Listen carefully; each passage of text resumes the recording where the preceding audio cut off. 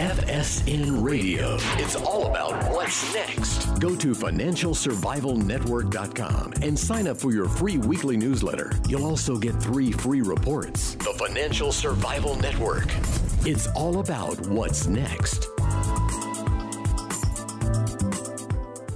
Welcome. You are listening to the Financial Survival Network. I'm Kerry Lutz, and today is March 13th, 2017. Well, hey, person you're about to hear from, somebody I bumped into at a conference and really resonated deeply with me. Crum III, you are a best-selling author, entrepreneur, non-practicing attorney, and founder, CEO of Conscious Millionaire Institute. JV, you interviewed me when you started your podcast a couple of years ago. Your podcast has taken off. Millions of people have heard it around the globe. And no doubt you've helped so many people, and really thrilled to have you on the show.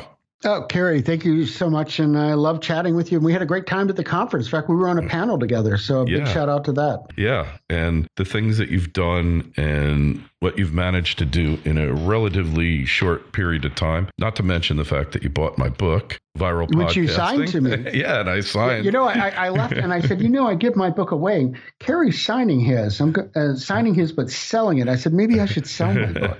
Hey, my father used to say, people, whatever you charge is the price that people think that you're worth. But hey, the first 20 copies off the press, I said I have to sell. Anyways, now I find it pretty amazing, the things that you've done and the fact that you've coached people to success. It's hard enough to succeed on your own, but to actually help people to succeed, to make you succeed, especially in these times, that's really a difficult thing, isn't it? Well, I love working with people who want to go to the next level. And I find if you've got that internal motivation, I can help you get there. And that to me is a lot of fun, because I like people who want to make a big wave. They don't want to just be a little ripple.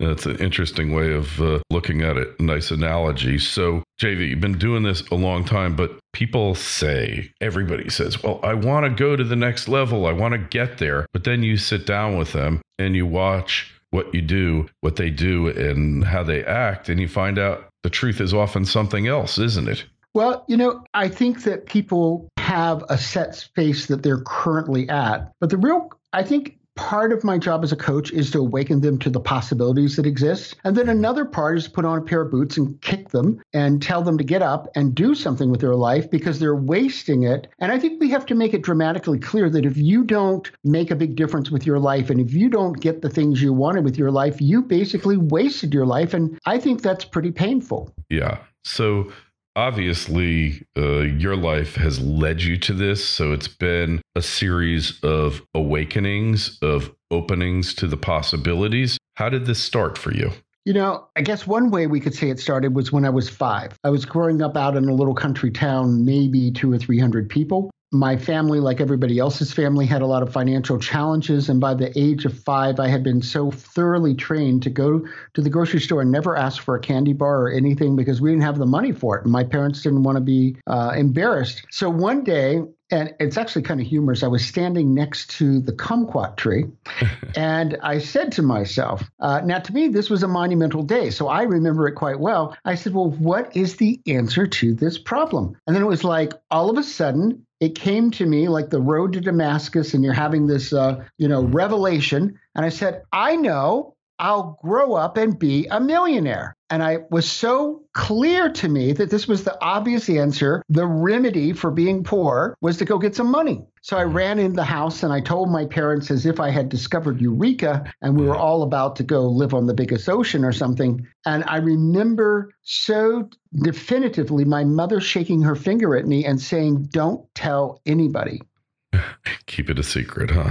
Keep it a secret. Well, being a good little boy, and by that I mean being a little boy, I went around and told everyone, when I grow up, I'm going to be a millionaire. And there were a lot of what I called little old ladies, and I mean that in a really kind way because I was good friends with all of them, whose husbands had died. They'd moved down from the north. This was Florida. And it was on a beautiful lake, but, it was a place that was picturesque, but nobody had any money. And I could see them going, I went by James at that point, and winking at each other, James is going to grow up and be a millionaire, because nobody in that town actually even thought such things were possible. And when I was writing my book, my editor says, you've got to explain this. So that meant I had to figure out what in the world was going on when my mom shook her finger at me. Well, we lived across the street from the church, and we went to church 3 times a week, even if we were the only family there on Wednesday nights. And my parents had it encoded, and I think a lot of people do, that if you made that much money, you had to do something wrong. And what she was really saying is, I don't want you to grow up and be a gangster. I don't want you to be a bad person. And what I was really saying is, I want the candy bar, and I'm going to grow up and be able to buy it.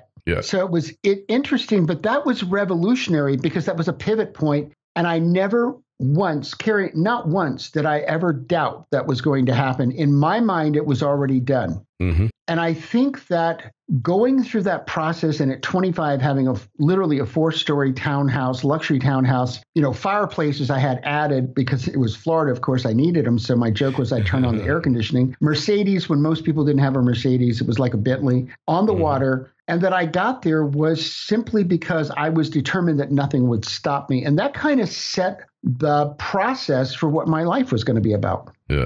Interesting. So expectations, got to have the expectations. Now, you mentioned that your father was an entrepreneur, and he had a lot of the qualities, I guess, that you possess yourself, right? Well, he had part of them, because later I took over the family business when I was 23, and it was headed into bankruptcy. So what my father had was the ability to know where the money was at, and the ability to go make relationships. So to find customers. What he was missing was something that it turned out I was really good at, and that I'm a systems guy. That's what I help people with their businesses. Number one and foremost of everything I do is I help them think about their businesses as systems and put systems in place. So he didn't think that way. And that was really his pullback in terms of making money, was that he was never systemizing. Everything was a fire that had to be put out every moment. Yeah, I used to say, different companies, everything happens for the first time. It's like, we have no memory of how to do this because it's all happening for the first time, like we've never done it before. And you see that in so many companies, and especially today where there's so much technology that can help you to really systematize, because everything doesn't happen for the first time. When you're in a business, the same things happen over and over again. It's unusual to have those exceptions. And then the exceptions happen over and over again, and you can systematize for them as well. Well, exactly. And so by seeing and thinking systematically, you see your business differently, because everything becomes proactive. It all becomes kind of like my little boy, I'm going to grow up and be a millionaire, is you decide where you want to go, and then you put the systems in place so you can repetitively do the same things to get you there over and over again. And as you do that, you expand, because now you can predict results. And once you can predict results, now you can speed up what you're doing through your systems, have more inputs and get more outputs, in simple terms. Sure.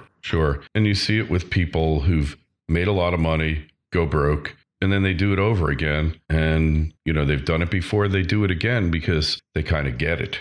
Well, exactly. And so I think one of the biggest pieces to having really high levels, be a high achiever in terms of the success you want, is you've got to first know where you're headed. And then you've got to have the kind of determination that says, I don't care what happens, nothing will stop me. I talk about it that wild horses couldn't stop you because you're so determined to get there. Yeah, well, reference to the Rolling Stones song there. So this determination, is it the thing that's lacking in most people who don't realize their dreams and don't succeed? I think it's one of the critical pieces that's lacking in people, because it's not really about believing in yourself so much as it is being determined that you're going to get there. Because at 5, I didn't have a clue of how any of that was going to happen. That I'd have a 4-story home or the Mercedes or any of the path of how I would get there. But I was determined that it would happen. And the power of visualization is very strong. I saw it over and over and over in my mind, so that it was a burning kind of blazing image that never went away. I never doubted it once. And there's another piece. It's the ability to believe something is done that isn't even started. And I talk about that with entrepreneurs. I say successful entrepreneurs are all crazy in a really good way. We're able to suspend reality and look out and say, I'm going to create this completely new reality, doesn't exist, not sure how I'm going to do there, but I'm determined I'm going to do it, and we do it. Right. Been there, done that. So, I'm thinking about it and kind of sounds like The Secret, except The Secret, they say, just sit back, think nice things, and it'll happen. I actually love The Secret. I've watched it so many times, but it's not enough. At the same time, I go, the law of attraction does work. However, there's something that's really critical in every success I've ever had or coached anybody to have, and it's called the law of action. Yeah. And without the law of action, you're not getting anywhere. So you can't just go sit on the beach and say, I'd like the mansion that's right down there. I'd love that to be my mansion, and I'm just going to think about it, and it's just going to happen. Right? I mean, I've heard of such things. I think to give proper due, everything does start in the mind and emotions. And I think mind and emotions are inextricably intertwined. So you may start with, I want that mansion. But if that's where it ends, that's the end of that dream right there. You then have to take action and repeated action that's all aimed at that one outcome. And you're not going to stop till you get there. So you take the action. Eventually, you've got to develop a competence in some area. Yes, right? Correct. And then you got to develop what I would call an unconscious competence, where you get so good at it that you literally can do it in your sleep or without even concentrating on it, right? Absolutely. And that all starts with knowing where you want to go. But on the way there, you're refining things. And then, as you say, it becomes unconscious. But even though it's unconscious, you're constantly refining it, though, because even then on an unconscious level, you're constantly noticing, well, that seemed to work and this didn't seem to work so well. So maybe I should do more of that stuff that seemed to work. Oh, for sure. For sure. We've all been there on the journey. And you learn a lot more from your mistakes than from your successes, right? Well, the mistakes stand out because you don't want to do them again. And the successes, a lot of times, I think that is a true statement because the successes are so smooth that you don't even notice them so much. Just like everything's kind of in the flow going the way it's supposed to. And then all of a sudden, that non-success or that piece of feedback that you weren't expecting in a kind of negative way is jarring. And you go, oh, wow, I got to do something about this because this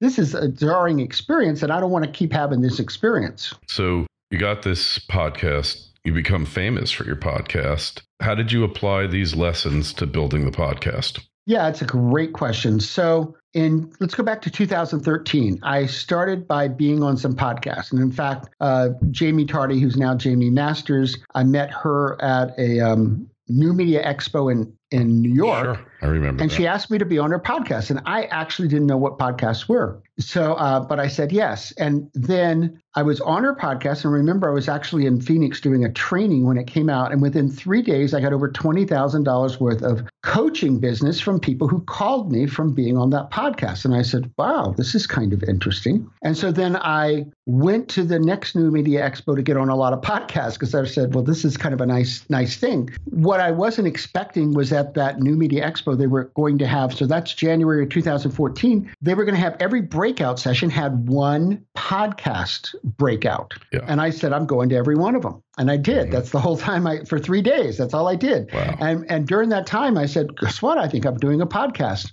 And I went back. It actually took from January to September 16th before it actually came out because, all these things were getting in the way. But I kept telling my team, this is an important part of the story because it's about the power of intuition matched with authenticity. Because I kept telling my team, this is going to be huge. Now, bear in mind, I knew almost nothing about podcasting. And furthermore, I'd never interviewed people. So I was infinitely unqualified, you would think, for this new experience I was about to have. Yeah.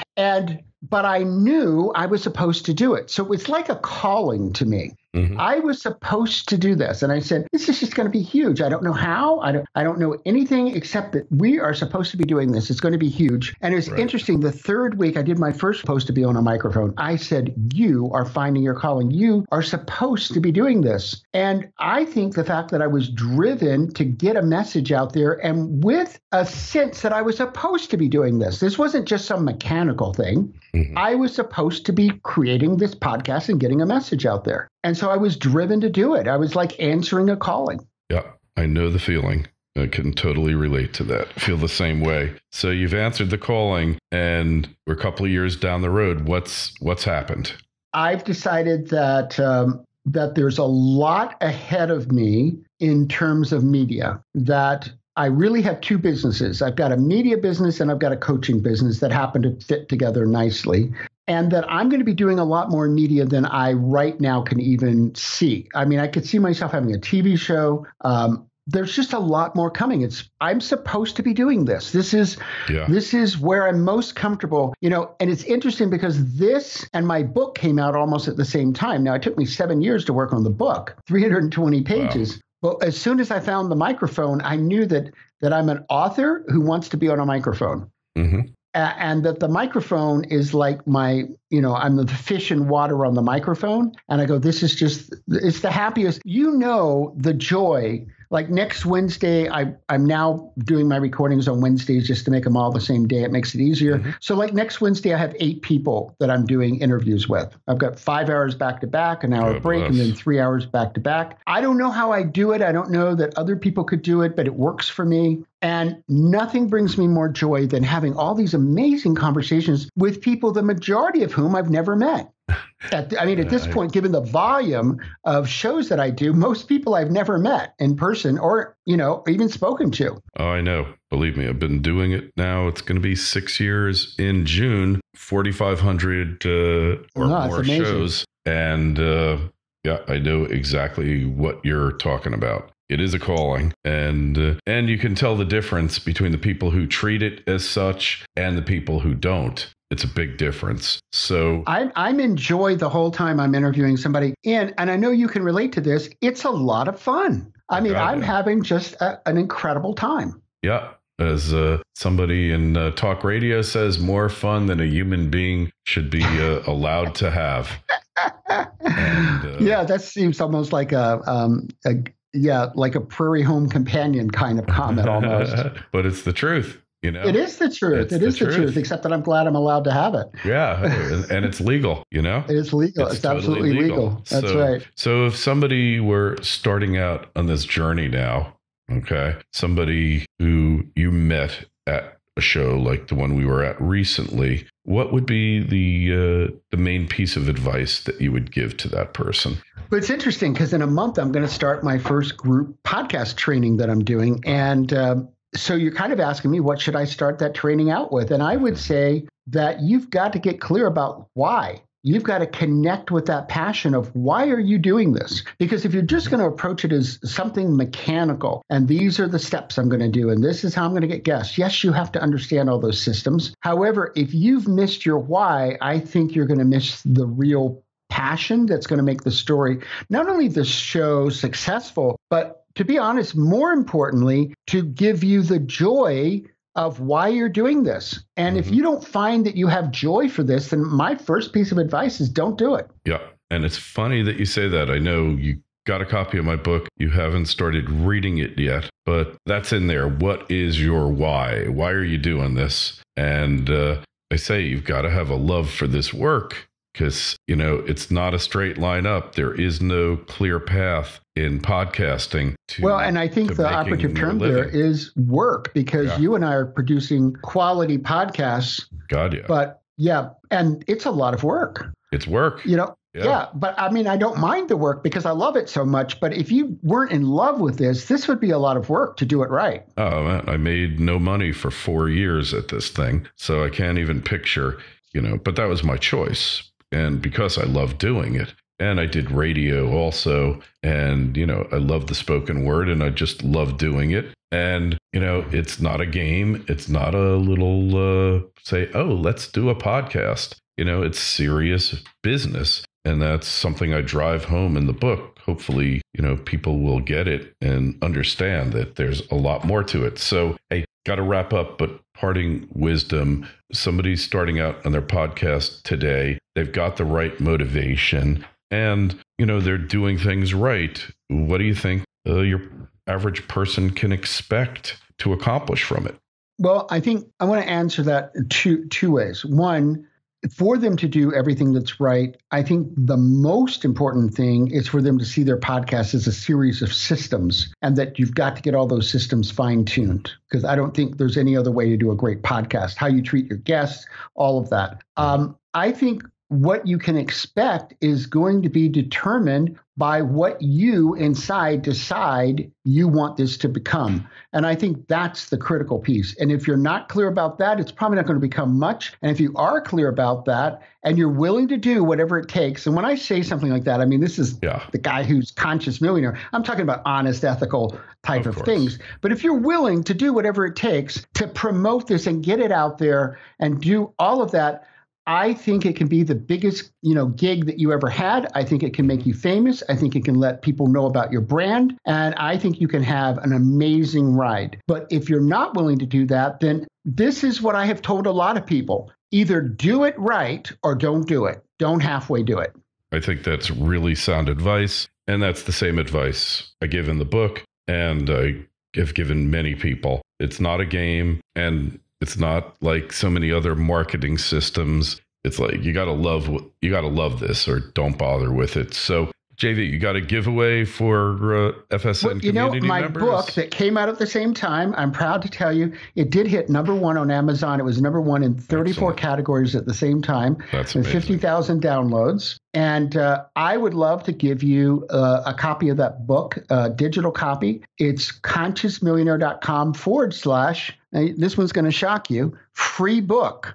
Wow. That's right. That's how you go get it for free. consciousmillionaire.com / free book. We're just going to ask you a few questions so we know more about you. And not only am I going to give you the book, I have a $97 training program that goes along with it, 16 videos. So I've got videos on all the chapters. There's over 100 coaching. So this is really how you can grow a business that both makes a big impact and puts big money in the bank. If that's what you're interested in, come get my book absolutely free. Excellent. And we will have a link to JV's site in the show notes to this interview. As always, if you got any questions, comments on this interview or others, send me an email, kl@kerrylutz.com. That's kl@kerrylutz.com. The Twitter feed is @kerrylutz. The Facebook page is Financial Survival Network. JV, been a total pleasure. You're doing amazing things. Keep up the great work, and we will talk to you again very soon. Well, thanks to you, and thanks to everybody who chose to tune in and listen today. FSN Radio. It's all about what's next. Go to financialsurvivalnetwork.com and sign up for your free weekly newsletter. You'll also get 3 free reports. The Financial Survival Network. It's all about what's next.